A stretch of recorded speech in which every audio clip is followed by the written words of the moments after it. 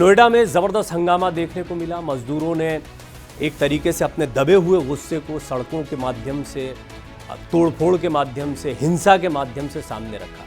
दो पहलू हैं। मजदूरों की आवाज़ सामने आनी चाहिए, इसमें कोई दो राय नहीं। मजदूरों का दर्द सामने आना चाहिए, मजदूरों की परेशानियां दूर होनी चाहिए, कोई दो राय नहीं। समस्या ये है कि अगर कोई भी प्रदर्शन हिंसात्मक होता है तो निश्चित तौर पर यह प्रदर्शन कमज़ोर हो जाता है।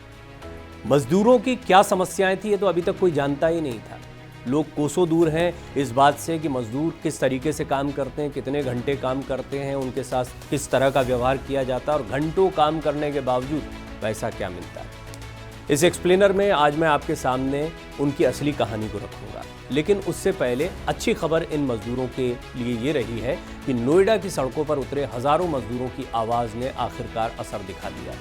प्रदर्शन हुआ, हंगामा हुआ, सड़कें जाम हुई, आखिरकार सरकार को वेतन बढ़ाना पड़ा। यानी मजदूरों की लड़ाई बेअसर नहीं रही, उनकी आवाज़ सुनी गई। एक बड़ा सवाल भी है, क्या ये पूरी जीत है? क्या सचमुच मजदूरों को वो मिला जिसके लिए वो सड़कों पर उतरे थे? और क्या हिंसा के साथ लड़ी गई लड़ाई को पूरी तरह सही ठहराया जा सकता है? मैंने पहले ही कहा, दोनों ही पक्ष हैं इस पूरे मुद्दे के। सबसे महत्वपूर्ण बात यह है कि मजदूरों की आवाज़ तो इसी तरीके से सामने आनी चाहिए थी। और कई बार होता ये है कि वो अलग अलग तरीक़ों से अगर अपनी आवाज़ को रख भी रहे होंगे तो बहुत मुमकिन है वो पहुंच नहीं पा रही हो। ऐसे में उन्होंने ये रास्ता अख्तियार किया और ये रास्ता कभी भी ठीक नहीं माना जाता है। तो बड़ा असमंजस का सवाल है कि मजदूर करें तो क्या करें। लोकतांत्रिक व्यवस्था में जब किसी को अपनी बात रखना हो तो उसे क्या करना चाहिए, क्या नहीं करना चाहिए। दरअसल ये सवाल मेरे सामने भी है, आपके सामने भी होगा। मैं चाहूँगा कि आप अपनी बात को ज़रूर साझा करें। आप अपनी तरफ से इस बात को रखें कि जब मज़दूरों जैसी स्थिति बनती है तो उसमें मज़दूरों का जो ये प्रदर्शन हुआ, इसको आप किस नज़रिए से देखते हैं? ख़ास तौर पर इसमें जो हिंसा, उग्र प्रदर्शन रहा, उसको आप कैसे देखते हैं? निश्चित तौर पर इसको सही नहीं ठहराया जा सकता। ये भी सोचिए आप कि मैं इस वक्त जहाँ खड़ा हूँ ये वही इलाका है जहाँ पर प्रदर्शन चल रहा था। हमारा न्यूज़ स्टूडियो भी यहीं पर है और गाड़ियों के साथ पथराव, तोड़फोड़, ऐसी घटनाएं बहुत सामान्य तौर पर आसपास के हिस्सों में दिखाई दे रही थी। डर हमारे मन में भी था, हमारे परिवारों के मन में भी था। कुल मिलाकर इस तरह की हिंसा, इस तरह के प्रदर्शन का ये भी एक पहलू होता है और इससे बचना चाहिए। निश्चित तौर पर मजदूरों की जो परेशानी थी वो इतनी गहरी थी, इतने दिनों से दबी हुई थी कि वो फूट कर निकली इस अंदाज में। आज हम इसी पूरे मुद्दे को आसान भाषा में समझने की कोशिश करते हैं। मजदूरों की परेशानी, उनका प्रदर्शन, हिंसा की गलती और बढ़ी हुई तनख्वाह की असली तस्वीर। अभी तक मैंने आपको सारे पहलू रखे हैं। अब ये मामला कैसे शुरू हुआ, सिलसिलेवार तरीके से समझते हैं। 13 अप्रैल की सुबह नोएडा के फेज़ 2 इंडस्ट्रियल एरिया और सेक्टर 84 में हज़ारों मजदूर इकट्ठा हो गए। धीरे धीरे भीड़ बढ़ती गई और प्रदर्शन ने बड़ा रूप ले लिया। डीएनडी फ्लाईवे और आसपास की सड़कें घंटों जाम रहीं। ऑफिस जाने वाले लोग फंस गए। ट्रैफिक कई किलोमीटर लंबा हो गया। बहुत लंबे लंबे जैम लगे हुए थे। इसी दौरान सेक्टर 84 में 2 गाड़ियों में आग लगाने की खबर भी आई। पुलिस ने कार्रवाई की और 6 लोगों को गिरफ्तार कर लिया। यहीं से ये प्रदर्शन सिर्फ मजदूरों का मुद्दा नहीं रह गया, मजदूरों का प्रदर्शन नहीं रह गया, ये कानून व्यवस्था का मामला भी बन गया। हिंसात्मक होता चला गया यहाँ से प्रदर्शन। लेकिन अब ये समझिए कि शुरू कैसे हुआ था और शुरुआत में मजदूर आखिर नाराज़ क्यों थे, क्या वजह थी, इतना गुस्सा क्यों?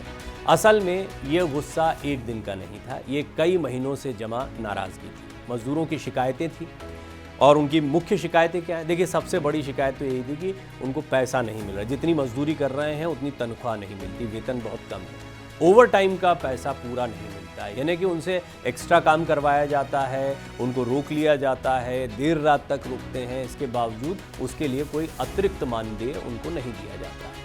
वीकली ऑफ, छुट्टी, ये सबकी चाहत होती है, लेकिन मजदूरों की ज़िंदगी में ये छुट्टी दूर की कौड़ी होती है। साप्ताहिक छुट्टी या वीकली ऑफ उनको नहीं मिलता है। काम के घंटे बहुत ज़्यादा होते हैं। हम ये सब जानते हैं कि लेबर लॉ के मुताबिक किसी से भी आप ज़रूरत से ज़्यादा या तय मियाद से ज़्यादा काम नहीं करवा सकते हैं, लेकिन इन मज़दूरों के लिए ये सारे नियम कायदे एक तरफ रख दिए जाते हैं। और फिर इनकी भी सुरक्षा, इनकी सुरक्षा के इंतज़ाम कमज़ोर होते हैं। रात में कितनी बजे जा रहे हैं, किन परिस्थितियों में जा रहे हैं, किन परिस्थितियों में काम कर रहे हैं, जैसी चीज़ों पर ध्यान नहीं दिया जाता है। लेकिन सबसे बड़ी मांग यही थी कि इनको ठीक पेमेंट नहीं मिलता, तनख्वाह नहीं मिलती है। न्यूनतम वेतन 20,000 रुपये प्रति माह किया जाए, इस बात की ये मांग लगातार कर रहे थे। अब इसको भी देखिए कि एनसीआर जैसे महंगे इलाके की अगर हम बात करें तो ये मांग अनुचित भी नहीं लगती। और सच पूछिए तो इस शहर में, इस क्षेत्र में 20,000 रुपये महीने में जीवन जीना कोई आसान बात नहीं है। मजदूर की असली हालत को भी समझिए, ज़रा सोचिए, अगर किसी मजदूर की सैलरी 11-12 हज़ार रुपये है तो वो क्या करेगा, कैसे घर चलाएगा? किराए का कमरा होगा। अलग अलग राज्यों से लोग यहाँ पर आते हैं, मजदूरी करते हैं और फिर अपने गांव में भी, अपने घरों पर भी, जहाँ पर उनके बुज़ुर्ग होंगे, कई लोगों के बच्चे छोड़कर वो यहाँ काम करने आते हैं और वहाँ भी पैसा भेजते हैं और यहाँ भी रहते हैं, अपना जीवन यापन करते हैं। कमरा किराया हो गया, राशन हो गया, बच्चों की फीस हो गई, बिजली, यात्रा, ये सब जोड़ लिया जाए जो कि इस क्षेत्र में काफ़ी महंगा है, तो कई बार तनख्वाह महीना ख़त्म होने से पहले ही ख़त्म हो जाती है। उनको फिर एक्स्ट्रा काम भी करना पड़ता है। बहुत सारी चुनौतियाँ इनके जीवन में आती हैं जिसको समझना आसान नहीं होगा कि एक वीडियो एक्सप्लेनर में मैं आपके सामने रखूँ। यही वजह है कि ये आंदोलन सिर्फ पैसे का नहीं था, ये जीने लायक ज़िंदगी की मांग का भी आंदोलन बन गया था। अब इसमें मजदूरों की जीत हुई या नहीं हुई, ये भी समझने जैसी बात है। कुछ हद तक तो हुई है, ये शुरुआत में ही आपको बता दिया, क्योंकि प्रदर्शन के बाद सरकार ने तनख्वाह बढ़ाने का, 3,000 रुपये बढ़ाने का ऐलान कर दिया, वेतन बढ़ा दिया गया है। नया वेतन किस तरह से तय हुआ है वो भी आपको बता देते हैं, और ख़ासतौर पर नोएडा और गाज़ियाबाद में, क्योंकि प्रदर्शन यहीं पर हुआ था। अकुशल श्रमिक यानी कि जिनको आप कह सकते हैं कि अनस्किल्ड हैं, बहुत ज़्यादा स्किल्ड नहीं हैं, उनकी तनख्वाह अभी तक, और ऐसे बहुत सारे कामों में ये लोग इन्वॉल्व होते हैं, हेल्पर के तौर पर काम करते हैं, अन्य कई ऐसे काम होते हैं जिसमें वो मददगार होते हैं। इनकी तनख्वाह अभी तक 11,313 रुपये थी, जिसे बढ़ाकर 13,690 रुपये कर दिया गया है। जो थोड़ा बहुत काम जान लेते हैं, सीख लेते हैं, उनको थोड़ा 1,000 रुपये ज़्यादा मिलता है। 12,445 रुपये उनको अभी तक दिए जाते थे, इसको बढ़ा दिया गया है इस प्रदर्शन के बाद, ये 15,059 रुपये कर दिया गया है। जो स्किल्ड मजदूर हैं उनको और थोड़ा ज़्यादा पैसा मिलता था अभी तक, 13,940 रुपये से बढ़कर 16,868 इस पैसे को कर दिया गया है। जब मैं ये कह रहा हूँ तो आप सोच रहे होंगे कि क्या इस तरीके से पैसा तय होता है कि किसी का बढ़ा दिया गया? हम फैक्ट्रीज़ में जाते हैं तो हम देखते हैं कि लोग जो हैं वो अपने अपने हिसाब से, और किसी की कैसी ज़रूरतें होती हैं उस हिसाब से वो काम करना शुरू कर देता है। फैक्ट्री मालिक अपने तरीके से, ये सरकार की तरफ से तय गाइडलाइंस होती हैं जिसके आधार पर ये मिनिमम वेजेस तय किए जाते हैं इन लोगों के लिए। फिर बाकी तो डिपेंड करता है कि किस तरीके से कौन कहाँ पर काम कर रहा है।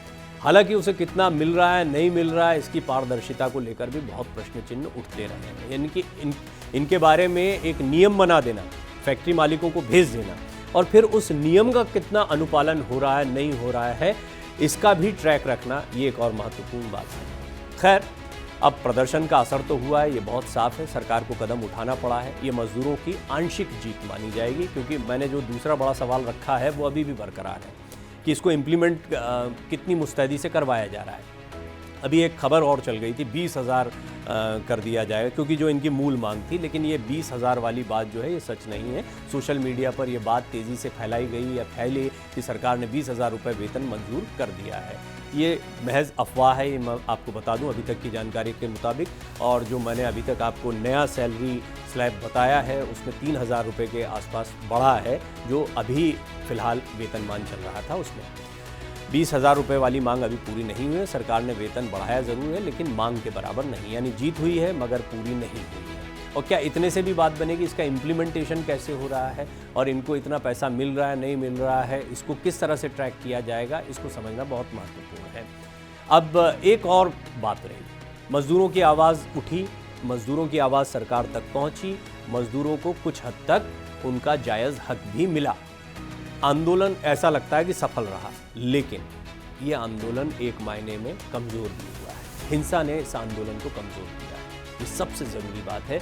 मज़दूरों की मांगें जायज़ थी, उनकी तकलीफ़ें जो हैं वो बहुत जायज़ हैं, असली हैं, और शायद हम अभी तक उतना नहीं समझ पाए हैं। जिस दर्द से, जिस तकलीफ़ से वो गुज़र रहे हैं उसको हम नहीं जानते। लेकिन एक पहलू मैंने आपको शुरुआत में भी बताया, जब प्रदर्शन के दौरान गाड़ियां जलती हैं, सार्वजनिक संपत्ति का नुकसान होता है, सड़कें बंद कर दी जाती हैं, पूरा शहर ठप हो जाता है, लोगों को परेशानी होती है, तो आंदोलन की नैतिक ताकत कम हो जाती है। ये मैं अनुरोध भी करना चाहूँगा, क्योंकि लोकतंत्र में विरोध का अधिकार है, लेकिन हिंसा का नहीं है। और जो लोग हिंसात्मक रूप से अपनी बात को पहुँचाते हैं, उनकी बात कमज़ोर हो जाती है, और फिर उसका असर भी जो है बहुत लॉन्ग टर्म का नहीं होता है। आपने देखा कई शांतिपूर्ण आंदोलन हुए, महात्मा गांधी को भी जाना जाता था इसके लिए, और ऐसा नहीं है कि ऐसे आंदोलन हाल के दिनों में नहीं देखने को मिले। कुछ किसी हद तक पहुँचे, कुछ नहीं पहुँच पाए, अन्ना का आंदोलन हो, और भी इससे पहले आप जाएंगे तो जेपी के आंदोलन से लेकर बहुत सारे आंदोलन रहे हैं, और इन आंदोलनों ने एक तरीके से शक्ल सूरत राजनीति की बदल दी। फिर भी आंदोलन बड़ा होता है तो उसके साथ में इन बातों को बहुत पीछे छोड़ना ज़रूरी होता है कि किसी तरह के उपद्रवी तत्व, हिंसात्मक तत्व आपके आंदोलन का हिस्सा तो नहीं बन रहे हैं, और ये इस आंदोलन को, मजदूरों की आवाज़ को निश्चित तौर पर कमज़ोर करते हैं। अगर आंदोलन पूरी तरह शांतिपूर्ण रहता तो शायद समर्थन और ज़्यादा मिलता है, इसमें कोई दो राय नहीं है कि सरकार ने कुछ हद तक बात सुनी है। अगर शांतिपूर्ण तरीके से इस आंदोलन को आगे बढ़ाया जाता तो सरकार और बात सुनती। सरकार और प्रशासन ने अभी तक क्या किया वो भी आपको बताते हैं, खासतौर पर जब आंदोलन ने हिंसक रूप ले लिया। जिलाधिकारी मेधा रूपम ने अधिकारियों और मजदूर प्रतिनिधियों के साथ बैठक की, हालात को संभालने की कोशिश की, बातचीत शुरू कराई गई, तनाव को कम किया गया। ये कुछ प्रयास थे जो प्रशासन की तरफ से उठाए गए, और संवाद से, बातचीत से हर रास्ता खुलता है, यही यहाँ पर एक तरीका निकाला गया था। आपने बीच बीच में सुना हरियाणा में ऐसा हो रहा है, गुड़गांव में ऐसा हो रहा है, यहाँ पर इतनी सैलरी मिलती, वहाँ एक कंपेरिजन किया जाता है। तो तुलना हरियाणा से क्यों हो रही थी ये भी थोड़ा सा मैं आपको इस एक्सप्लेनर में बता देता हूँ। हालांकि हमने डिटेल में एक खबर इस पर रखी है, इसको आप न्यूज़ इंडिया 24/7 पर देख सकते हैं। हरियाणा सरकार ने हाल में मजदूरी में लगभग 35% तक की बढ़ोतरी की थी मजदूरी के लिए। इससे यूपी के मजदूरों में सवाल उठने लगा था, अगर पड़ोसी राज्य ज़्यादा दे सकता है तो यहाँ क्यों नहीं मिल रहा। यही तुलना असंतोष का बड़ा कारण भी बनी और एक आधार भी बनी कि वहाँ पर जब पैसा ज़्यादा दिया जाए, हालांकि ये लॉन्ग टर्म से डिमांड उठती रही है, लेकिन अब गुस्सा काफ़ी बढ़ गया था कि आप देखिए पड़ोसी राज्य में तो तनख्वाह ज़्यादा दी जा रही है और हमें नहीं दी जा रही है। अब ये जो तनख्वाह बढ़ गई है, क्या ये काफ़ी है, ये भी एक बड़ा सवाल है। ये राहत ज़रूर है, लेकिन क्या ये पर्याप्त है, ये सवाल तो बरकरार रहेगा। चलिए 3,000 रुपये बढ़ गए, अब क्या एनसीआर में 13 से 16,000 रुपये में परिवार चलाना अब भी मुश्किल होगा, चुनौती उतनी है। इसीलिए असली लड़ाई अभी भी बाकी रहेगी। अब लेकिन क्या लड़ाई को इसी तरीके से आगे बढ़ाया जाएगा, ये तरीका सही नहीं है, इसको भी समझना ज़रूरी है। शायद ये आंदोलन और बहुत मजबूती से आगे बढ़ सकता था। इस आंदोलन ने काफ़ी सीख दी है। छोटा रहा, छोटा इसलिए भी रहा क्योंकि हिंसात्मक हो गया था, फिर पुलिस को उतरना पड़ता है, और लोगों में भी नाराज़गी आ जाती है कि ये किस तरह का आंदोलन हुआ। हो सकता है लोगों के सेंटिमेंट्स इससे जुड़ते, इसमें देखिए कुछ गुंडागर्दी करने वाले तत्व भी शामिल हो जाते हैं, कुछ राजनीतिक रोटियां सेकने वाले लोग भी शामिल हो जाते हैं। ये समझना बहुत ज़रूरी है कि मजदूरों की आवाज़ मजदूरों के स्तर से सरकार तक पहुंचनी चाहिए। तो इस आंदोलन से कई सीखें मिलती हैं। 3 बातें साफ हैं, मजदूरों की परेशानी असली है, इसमें कोई संदेह नहीं है, उनकी परेशानियों पर ध्यान दिया जाना चाहिए। उनकी आवाज़ उठी तो असर भी हुआ है, ये बात भी सही है। ये आंदोलन बड़ा रूप भी ले सकता है, लेकिन एक सबसे महत्वपूर्ण बिंदु, हिंसा ने उनकी लड़ाई को इस बार कमज़ोर कर दिया। ये आवाज़ बहुत ऊपर तक जा सकती थी, ये आवाज़ आपको अपना जायज़ हक दिलवा सकती थी अगर ये शांतिपूर्ण आंदोलन होता। कुल मिला के नोएडा के मजदूर खाली हाथ नहीं लौटे, उनकी आवाज़ सुनी गई, वेतन बढ़ा है, ये उनकी एक हद तक आंशिक जीत है, लेकिन ये पूरी जीत नहीं है। 20,000 की मांग अभी अधूरी है, और सबसे बड़ी बात, उनके जीवन यापन में, उनकी लाइफस्टाइल में, उनके अन्य खर्चों में, वो जिस माहौल में काम कर रहे हैं, सुरक्षा का मुद्दा है। कई और, वेतनमान अकेला मुद्दा नहीं था, कई और मुद्दे उन्होंने उठाए थे। उनकी स्थिति कब सुधरेगी ये भी एक बड़ा सवाल रहेगा। हक की लड़ाई तभी मजबूत होती है जब वो शांति और संवाद के साथ लड़ी जाए, क्योंकि आग सड़क जला सकती है लेकिन न्याय की राह नहीं बना सकती।